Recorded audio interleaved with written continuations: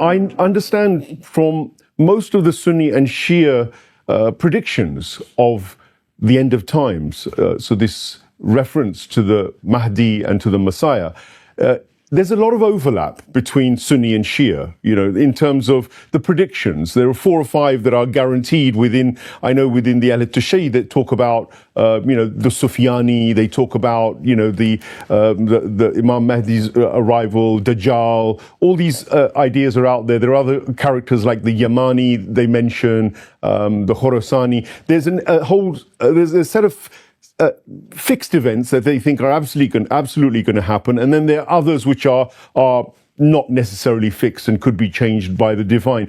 So, from your perspective, what are the fundamentals of the signs, if you like, of the return of the Mahdi, and where does Jesus Christ come into all this?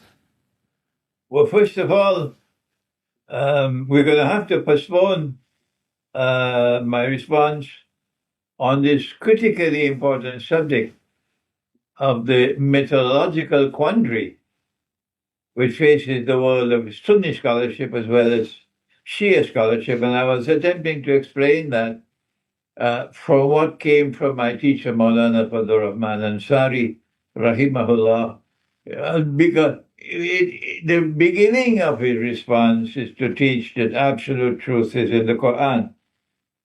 The Shia world need to be reminded of that absolute truth is located in the Quran. The Sunni world needs to be reminded of that absolute truth is located in the Quran, but there's so much more left in the discussion on methodology. If you are to be able to use the Quran to explain the world today. But we'll have to postpone that discussion because you have now turned to the subject of the timeline of events which will occur in the end time, in which, according to the Shia, the most important, by far, the most important event remaining to occur in history is the advent of Imam al-Mahdi. I went to Moscow for the first time in 2013, and Iran had preceded me in Moscow long before I went as a Sunni scholar.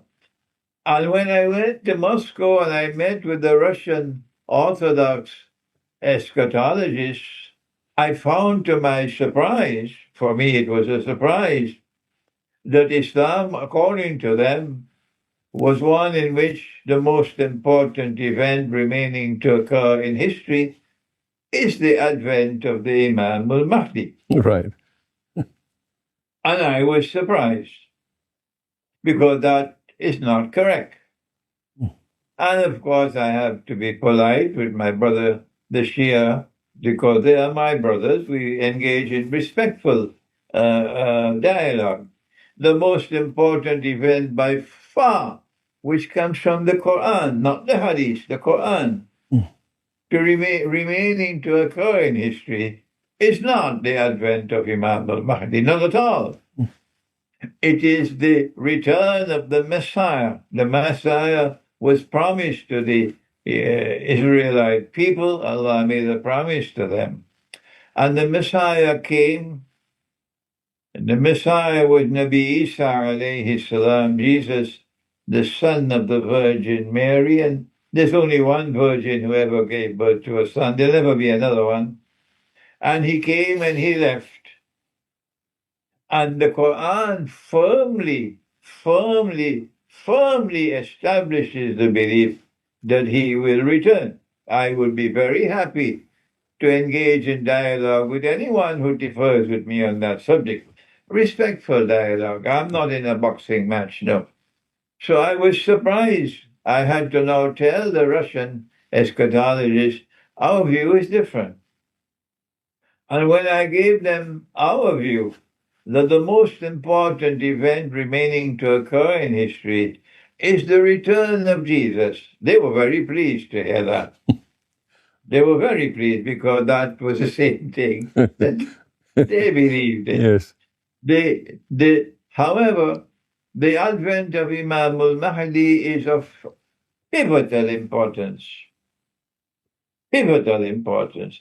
Why has Allah, in His wisdom, why has He ordained that an Imam al-Mahdi will emerge at the end of history? Answer. Why did Allah teach the Qur'an to Nabi Isa alayhi salam? This is there twice in the Qur'an. That Allah taught the Qur'an to Nabi Isa alayhi salam. So Christ was taught the Quran. In the Qur'an, Allah has twice said it. If no one knows it, don't blame me for that. Blame yourself. You don't study the Qur'an. Twice has Allah said in the Qur'an that He taught the Qur'an to Jesus. So why did He teach the Qur'an to Jesus? Answer, it's because Jesus has to come back. That's why. You need only 2 peanuts worth of common sense to understand.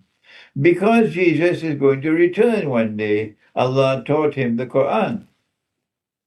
So if Jesus is coming back, and if Jesus is taught the Qur'an, but also in addition to being taught the Qur'an, the verse twice says He was also taught the Torah and taught the Gospel. And in between the Qur'an on one side and the Torah and the Gospel on the other side, Allah gave Him wisdom. Allah sent the Qur'an to people who think. But we have stopped thinking. Iqbal was so correct. We have stopped thinking. If you think and you study this verse, you will see why Allah taught him the Qur'an and taught him the Torah and Gospel and put wisdom in between. Answer? It's because when He comes back, He's not coming back only to His Ummah. He's also coming back to perform a function with this Ummah of Muhammad alayhi salatu wasalam. For that reason, He needed the Quran. And because He's between 2 Ummahs and therefore 2 Khilafah states, one in Mecca led by the Imam, one in Jerusalem led by him which will be the ruling state in the world. And he has to be between these 2 as the supreme legal thinker, the supreme law advisor and judicial ruler. Between the 2, he needs wisdom. So there are going to be 2 ummahs at the end of time, and both of them will have to be Khilafah states. For his ummah, we know he can do it himself. But for this ummah, it's hopeless. Who is going to be the Khalifa of this ummah? Is it going to be Ayatollah Khamenei? Who is going to be Khalifa of this ummah? Is it going to be the President of Egypt? Or those Yankee puppy dogs who are now ruling over Pakistan? Answer, it is impossible. Impossible. No one can do it. To bring back to the Sunni world of Islam any semblance of a Khilafah state, of what Imam Khomeini did in Iran. It's impossible on this side. The only way possible for the world of Sunni Islam to be restored to a Khilafah state is through a divine intervention. That is the rationale for the advent of Imam al-Mahdi. And so therefore, logically speaking, the advent of the Imam has to precede the return of Isa alayhi salam. I see. This is my reasoning. So just to say, the advent of the Imam is justified for this reason, that it is impossible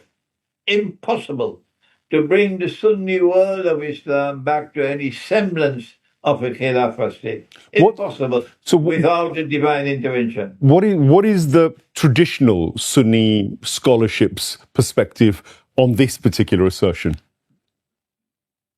I think you're going to have to ask them because I'm too embarrassed to answer. No, I think I'll let you answer, then I'll call one of them along, and maybe we'll have a discussion with them as well. I am too embarrassed to answer. I'm in the same boat with Iqbal.